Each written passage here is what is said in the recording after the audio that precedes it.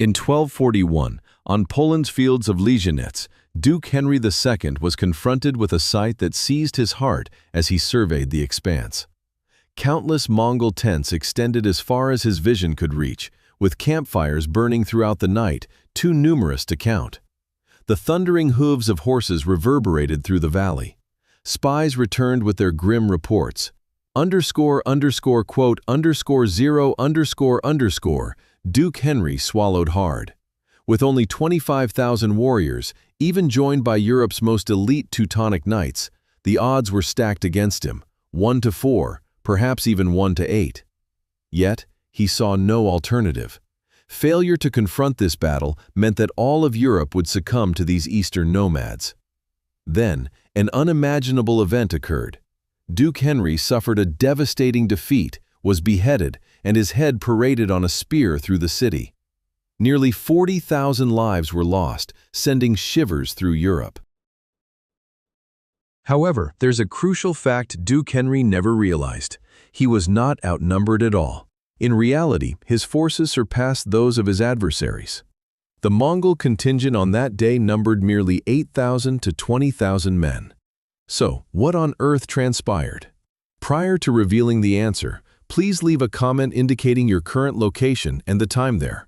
I'm genuinely intrigued to see which global time zones are engaging with a video about Mongol history, as the narrative I am about to unfold will completely challenge your preconceptions about the Mongol army. It promises to impart a profound understanding of true power, illustrating that victory or defeat isn't always determined by sheer numbers, but often by strategic genius. Let's dismantle an 800-year-old enduring fallacy. When one considers the Mongol military, what image springs to mind? Likely, millions of horsemen, an immense surge of humanity and steeds sweeping across the Eurasian landmass, vast armies of 500,000, 700,000, or even 1,000,000 fighters. This is the depiction found in textbooks, films, and numerous historical accounts. Yet, modern scholars have unearthed a different reality. The total Mongol army at the time of Genghis Khan's demise in 1227 was only around 100,000 to 130,000 actual soldiers. Not millions, nor hundreds of thousands deployed on every battlefield. The entire military apparatus of the vast empire comprised just 100,000 men. Take a moment to absorb that figure. Alexander the Great led a larger army. Rome,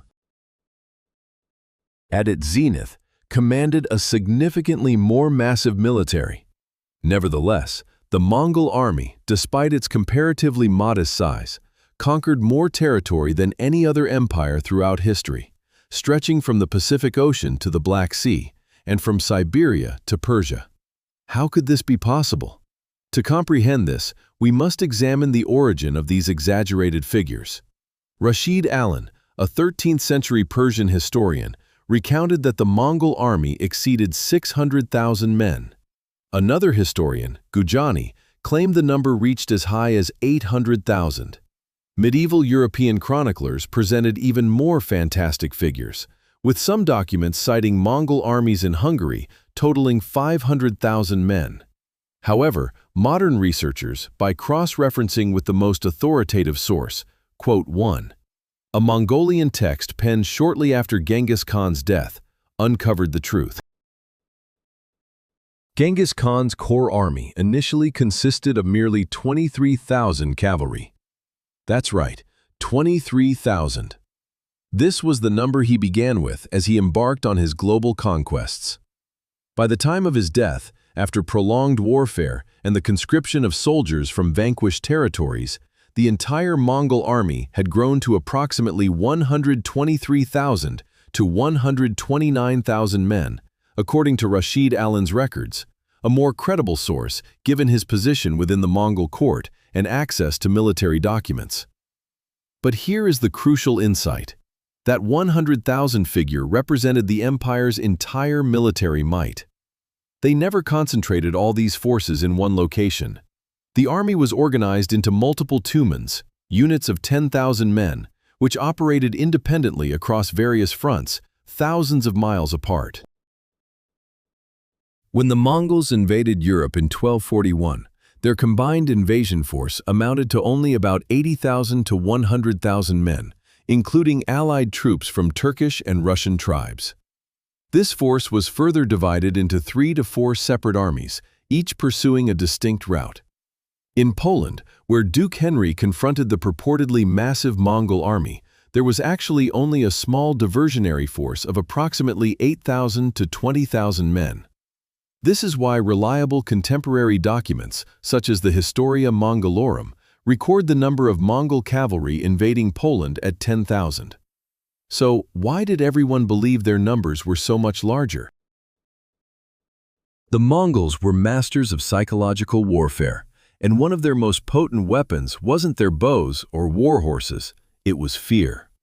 Imagine yourself a European spy dispatched to scout the Mongol encampment at night.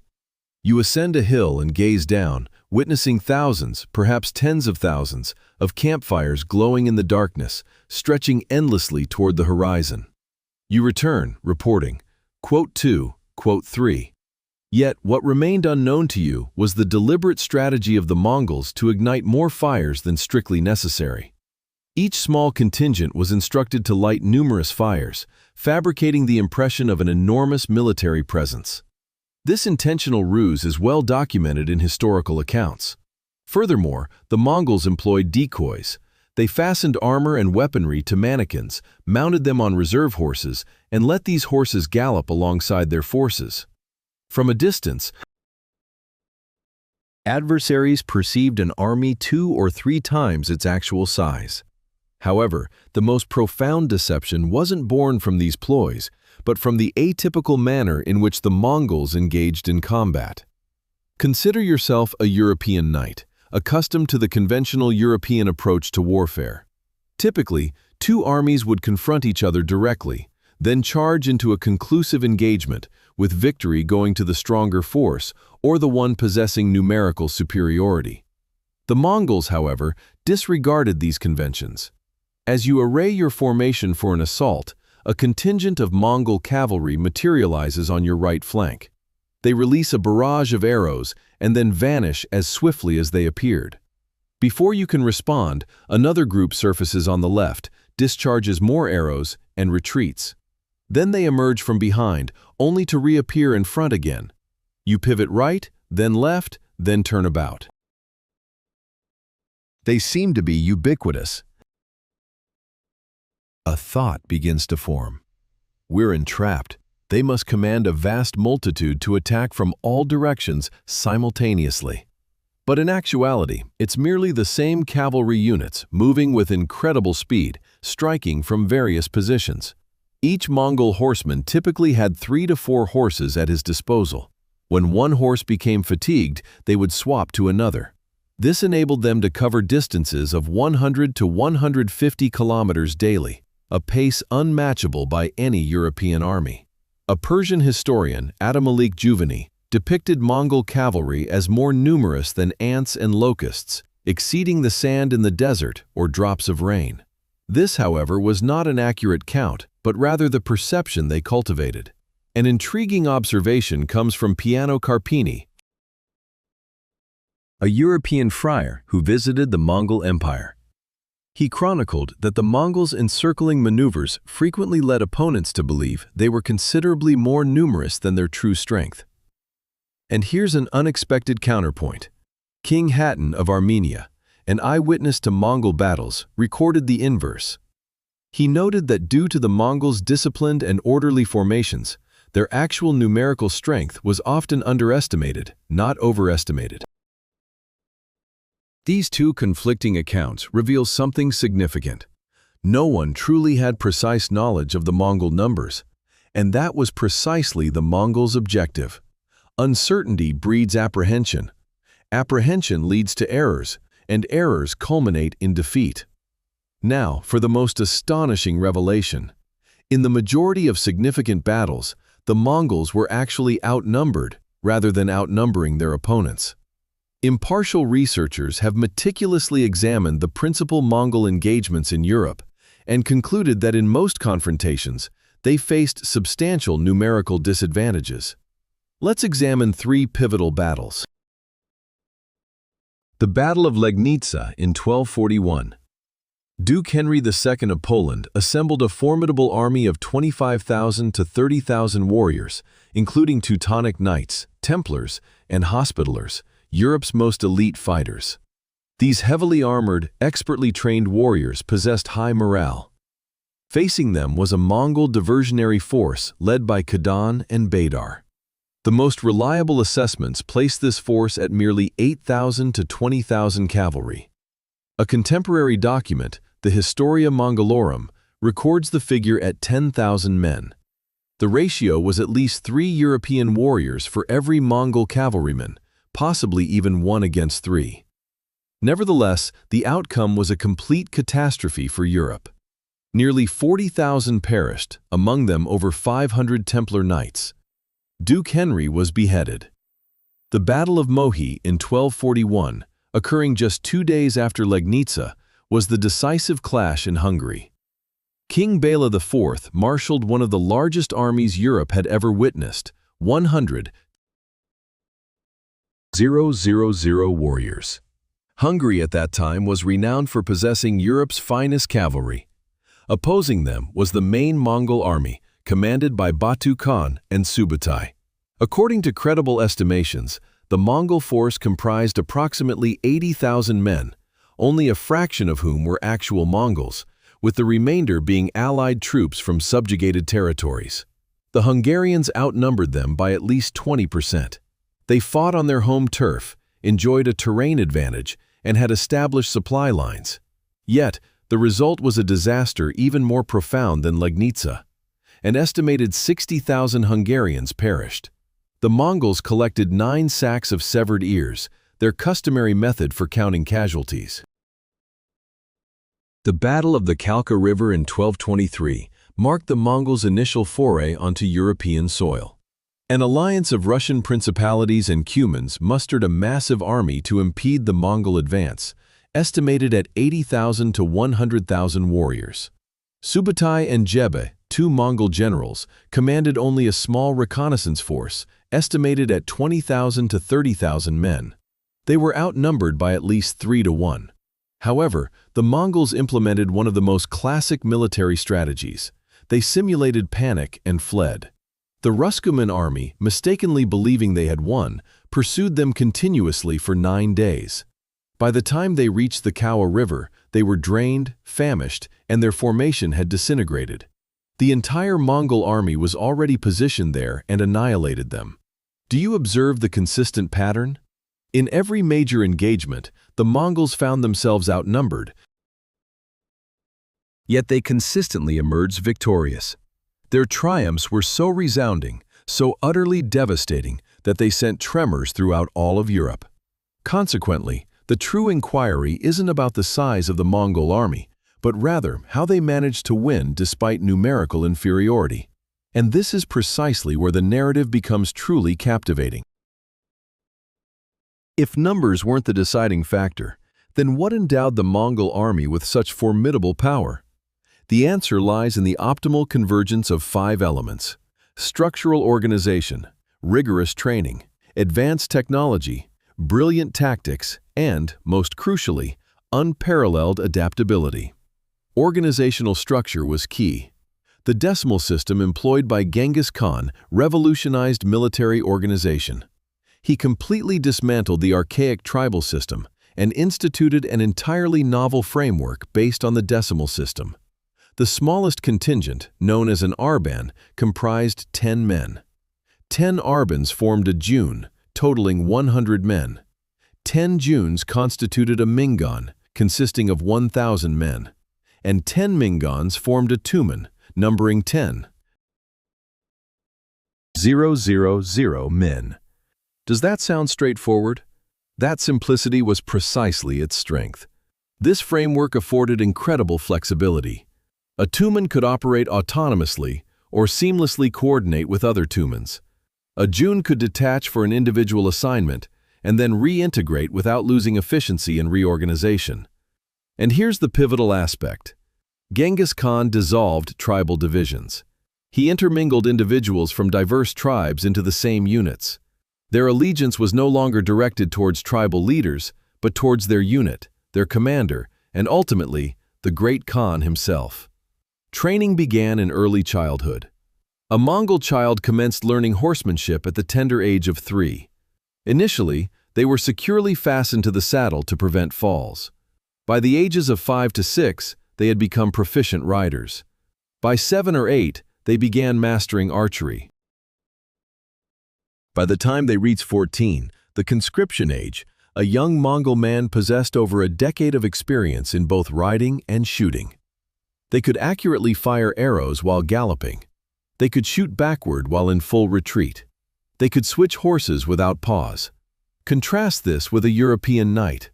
A knight might be exceptionally skilled in close-quarters combat, but they acquired horseback riding later in life and rarely learned mounted archery. Furthermore, they wore heavy armor weighing between 30 and 40 kilograms, severely restricting their movement. A Mongol cavalryman wore only leather or light armor, weighing approximately 10 kilograms. They were light, agile, and unencumbered. Technology played a vital role, specifically the composite bow. The primary weapon of the Mongols was not the sword or the spear. It was the composite bow. This bow was constructed from 3 layers of materials: horn on the inner face, which resisted compression, wood in the middle, and sinew on the outer face, which resisted tension. This ingenious construction generated an incredibly potent force within a compact design, making it ideal for use on horseback. A Mongol bow could propel an arrow up to 200 to 250 meters. Within 150 meters, they could aim with remarkable precision. And here's the terrifying detail. Each cavalryman carried 60 arrows in quivers on their back and saddle. A tumen of 10,000 men thus possessed 600,000 arrows. Imagine such a deluge of arrows raining down upon enemy formations. Tactics were decisive, particularly the art of the feigned retreat. However, the most crucial element was tactics, and the Mongols' signature maneuver was the feigned retreat. This is how it functioned. A contingent of Mongol cavalry would charge, release a volley of arrows at the adversary, then pivot and flee. They would appear panicked. The enemy army, believing they were on the verge of victory, would give chase. The Mongols would continue their flight, yet persistently fire arrows backward while withdrawing, an exceptionally difficult skill that only the Mongols had mastered. They would entice the enemy into pursuit for hours, even days, as demonstrated at the Kala River. Once the enemy was exhausted, their formation shattered, and isolated far from their base, the entire Mongol army would materialize and encircle them from every direction. By this juncture, the enemy was too fatigued to fight effectively and too distant to withdraw to safety. It was a flawless ambush, and Europe repeatedly fell victim to it. Unmatched speed was the final key. Yet all the preceding factors would have been inconsequential without the ultimate element: speed. As noted, each Mongol cavalryman had access to 3 to 4 horses. This enabled them to cover distances of 100 to 150 kilometers per day, an astonishing pace. In the Middle Ages, a European army could only manage 15 to 20 kilometers daily. This afforded them immense advantages. The Mongols could appear in unexpected locations at unforeseen moments. They could strike, withdraw, encircle, and attack again from an entirely different direction before the enemy could respond. There is one extraordinary instance. Following the Battle of Legnica in Poland, the Mongol force needed to relay a message to the main army in Hungary, 450 kilometers away. The dispatch arrived within 36 hours in 1241. No telephones, no telegraphs, simply horses and a perfectly organized relay system. Now you might be wondering, this tale is compelling, but how does it pertain to me? I'm hardly a 13th century Mongol horseman. Yet therein lies the crux. The saga of the Mongol military transcends a mere historical narrative. It embodies enduring principles of accomplishment that remain pertinent today. Our first insight: quality eclipses quantity. In contemporary society, we're frequently fixated on metrics. Companies boast about employee figures, YouTube channels trumpet subscriber counts, and entrepreneurs highlight product volume. However, the Mongols offered a contrasting lesson. Their numerical superiority was not guaranteed, nor did they possess the most advanced technology. While composite bows predated them by millennia, their ingenuity lay in optimizing their existing resources. A Mongol cavalryman underwent rigorous training from ages 3 to 14, 11 years of continuous development. This exemplifies quality. This is excellence. In your professional endeavors, even if resources are scarce, can you maximize their utility with utmost proficiency? The second takeaway: order triumphs over disarray. Genghis Khan's decimal system, though seemingly simple, derived its strength from that very simplicity. Every individual understood their role. Every unit knew its objective, eliminating confusion and jurisdictional disputes. When a general issued in command, it cascaded swiftly through the unambiguous chain of command.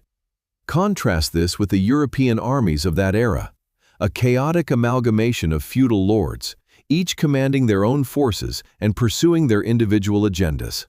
At Liegnitz, knights from Poland, Silesia, Lithuania, Teutonic Knights, Templars, and Hospitallers nominally served under Duke Henry. Yet, in practice, their coordination was non-existent. In both business and life, do you operate within a clear framework, or is your environment one of disorganization? Thirdly, adaptability surpasses raw might. The Mongols' remarkable trait was their constant capacity for learning and adjustment. Initially unskilled in besieging fortified cities, they acquired siege technology from Chinese engineers during their conquest of China. These engineers were then recruited and transported to Persia and eventually to Europe. When troops were needed, they enlisted individuals from conquered populations, Turks, Persians, Russians, and seamlessly integrated them into their army. This wasn't merely about employing them as slave labor. It involved training them to the stringent Mongol benchmarks. Faced with the need for a naval force to assault Japan, they constructed a fleet of 5,000 vessels with 70,000 sailors, despite being steppe-dwelling Mongols with no prior maritime experience. This demonstrates true adaptability, the humility to acquire knowledge where it is lacking. In our rapidly evolving world, adaptability is more crucial than ever. Are you open to acquiring new skills, or do you cling inflexibly to what you already know? The fourth lesson: perception shapes reality. The Mongols grasped that warfare extends beyond the battlefield. It is waged within the opponent's mind. They deliberately fostered the impression of an overwhelming army. Devastated cities were left standing as stark warnings. Reports of their brutality were intentionally allowed to propagate. This wasn't due to a love of violence. In fact, cities that surrendered remained unharmed. Their objective was to induce the next city to capitulate without a struggle, a strategy that proved extraordinarily effective. Some cities opened their gates and surrendered simply upon hearing of the Mongols' approach, without even a single soldier being sighted. In the modern era, branding, marketing, and public image retain immense significance. Their purpose is not deceit, but to forge an accurate understanding of the value you offer. Our final point: measure and refine. A fascinating, albeit minor, detail about Mongol combat strategy involved placing a mound of pebbles before each battle, each stone representing a soldier. After the engagement, pebbles were collected for every survivor. The remaining pebbles indicated casualties or severely injured individuals. This provided a straightforward yet potent system for assessment, allowing commanders to ascertain precise losses and fine-tune tactics for subsequent encounters. In your professional and personal life, are you appraising what truly matters? Are you extracting lessons from your outcomes and making necessary adjustments? Returning to Duke Henry on the fields of Liegnitz, upon encountering the Mongol army, he perceived an immense, invincible adversary. He fought valiantly, yet with a heart consumed by apprehension. This fear led to errors. He galloped into the trap. He permitted his formation to scatter. His defeat was sealed even before the actual confrontation commenced. But consider this question: What if he had been privy to the truth? What if he had known he was not numerically disadvantaged? If he had comprehended Mongol tactics and prepared accordingly? History might have taken a vastly different course. And this brings us to the ultimate, most vital insight. Knowledge is power. Comprehending your rival, grasping the true circumstances, understanding yourself, these are the cornerstones of triumph.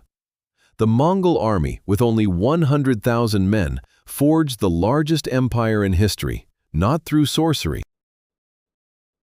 They accomplished this feat because their organization was superior, their training more rigorous, their strategies more effective, and critically, they grasped that success isn't about the quantity of your possessions, but rather the efficacy of their application.